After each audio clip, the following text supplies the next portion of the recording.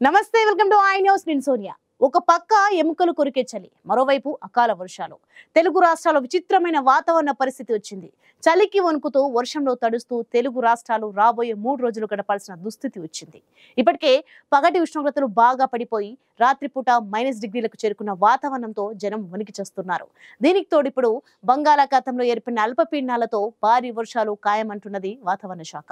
ఒకవైపు cold wave, ఇంకోవైపు heavy rain హెచ్చరికలు జారీ కావడంతో బతుకు దినదిన గండంగా మారింది.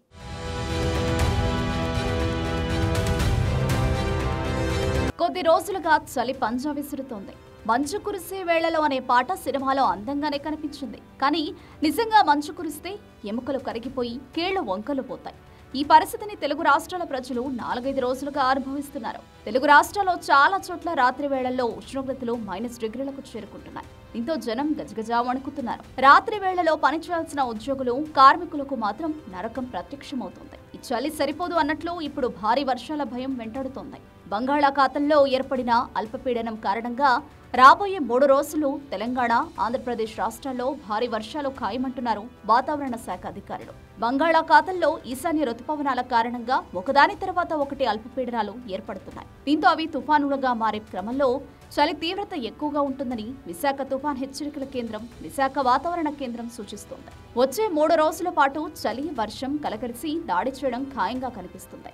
మన ఊరిలోనే కాదు, మన రాష్ట్రంలోనే కాదు, ఇప్పుడు భారతదేశమంతా చలికి వణికిపోతుంది. కాశ్మీర్ నుంచి కన్యాకుమారి వరకు, గుజరాత్ నుంచి బెంగాల్ వరకు అంతా చలికి గజగజా వణికిపోతుంది. హిమాలయ పర్వత శ్రేణుల్లోని బద్రీనాథ్ సహా చాలా దేవాలయాలు మంచు దుప్పటిలో దాక్కున్నాయి. చాలా ప్రాంతాల్లో ప్రజలు ఉదయం 8-9 అయినా సరే బయటకు రావడానికి జంకుతున్నారు.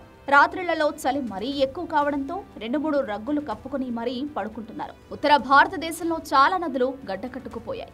జల ప్రవాహాలు స్తంభించిపోయాయి. చాలా రాష్ట్రాల్లో కోల్డ్ వేవ్ అలర్ట్ ప్రకటించారు. చలిగాలులో మంచు ప్రభావం ఎంతగా ఉందంటే వృద్ధులు, పిల్లలు ఈ వాతావరణంలో బయటకు వస్తే ప్రాణాలకే ప్రమాదంగా మారింది.